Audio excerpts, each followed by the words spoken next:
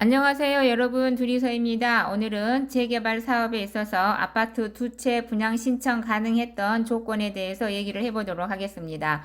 며칠 전에 제가 재개발 1+1에 대한 동영상을 올린 적이 있습니다. 그 동영상이 올렸을 때 그 조건을 어떻게 해서 그렇게 다가구 한 채를 가지고 아파트 두 채를 분양받을 수 있었는지 오늘은 구체적으로 그 조건을 한번 알아보도록 하겠습니다. 여기에 나오는 조건은 다 똑같은 조건이 아니고 제 사례에 대해서 말씀을 드리니까 여러분들 참고하시기 바랍니다. 자, 다가구 3층 다가구 하나가 있었습니다. 토지의 면적은 216제곱미터, 즉 대략 65평 정도 됩니다.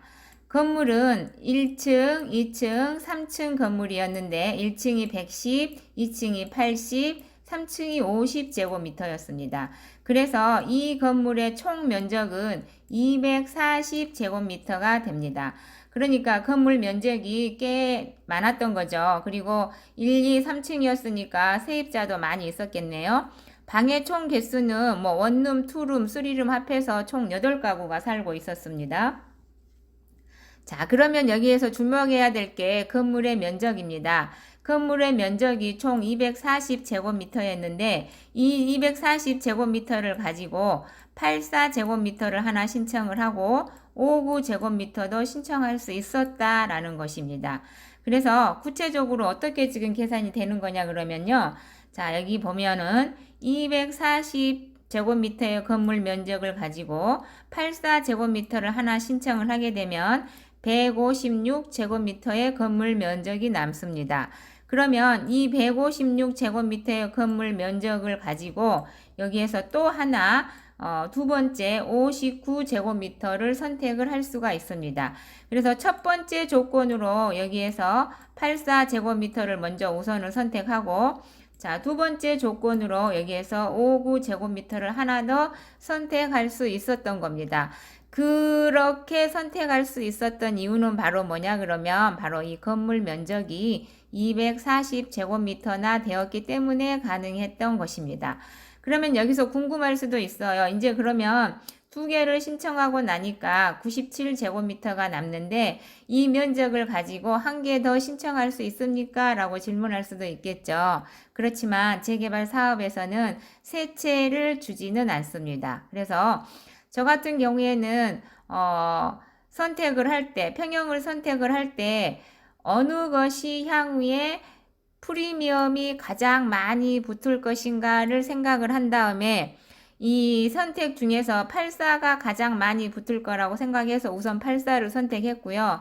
그리고 하나는 의무적으로 59를 선택해야 되니까 어쩔 수 없이 59를 선택을 했습니다.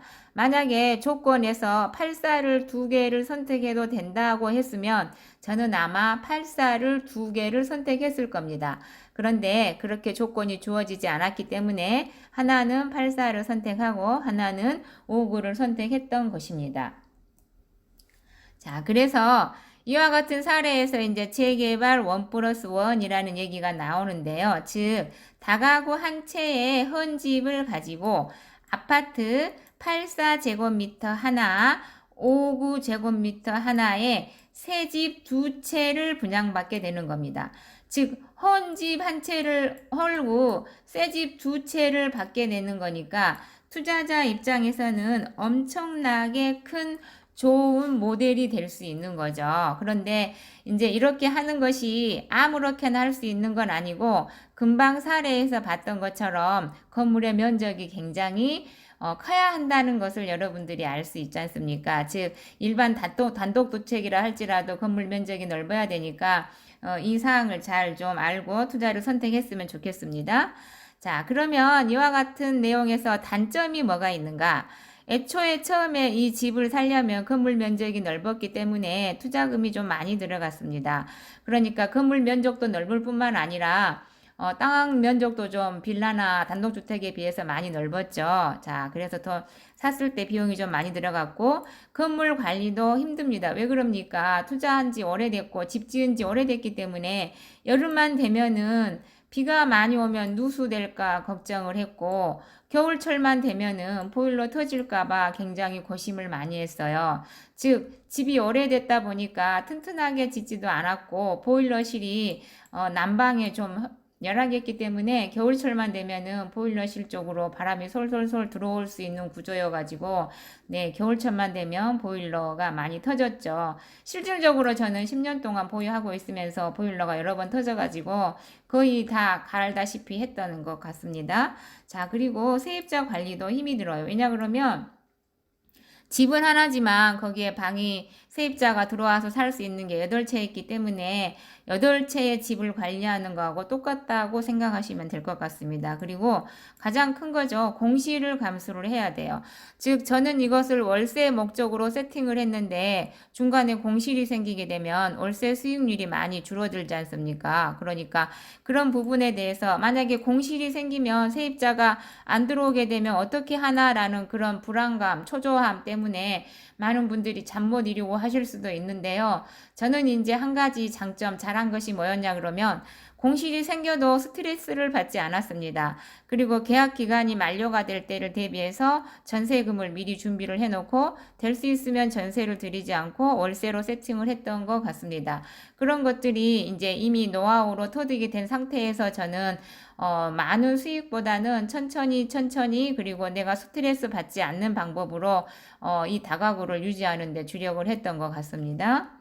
자, 그런 다음에 이제 이게 그 많은 시간, 즉 얼마를 버텼습니까? 10년이라는 시간을 버티게 되니까 건물 면적이 넓으니까 아파트 2채에 분양 신청을 할 수 있는 아주 좋은 기회가 왔죠. 그래서 투자자 입장에서는 이와 같은 그 투자의 모델이 아주 좋다라고 저는 생각을 하는데 시간이 좀 재개발 사업인 같은 경우에는 시간이 좀 많이 걸린 데다가 초기 자본이 많이 들어가니까 처음에 투자자들이 선뜻 선택하기가 쉽지 않은 것은 사실입니다. 그렇지만 또 오랜 기간 동안 기다리다 보면은 아주 좋은 기회가 올 수 있다라는 것을 여러분들한테 말씀드리고 싶은 것입니다. 자, 그래서 다가구 한 채를 주고 아파트 2채를 분양 신청할 수 있었던 사례에 대해서 여러분 오늘 말씀드렸습니다. 여러분들 투자는 항상 본인의 몫이에요. 누가 옆에서 말하든 말하지 않든 본인이 선택한 것은 본인이 책임을 져야지만 나중에 좋은 결실을 맺을 수 있습니다. 그래서 혹시라도 여러분들이 지금 투자를 시작하시는 분들, 안 그러면 지금 선택해야 되시는 분들은 이와 같은 사례를 참조를 하셔서 나중에 향후에 좋은 수익이 나올 수 있는 그런 세팅 하시기 바랍니다. 자, 오늘 내용이 좋았으면 좋아요하고 구독 버튼 눌러주시면 여러분 감사하겠습니다. 이상 둘이서였습니다.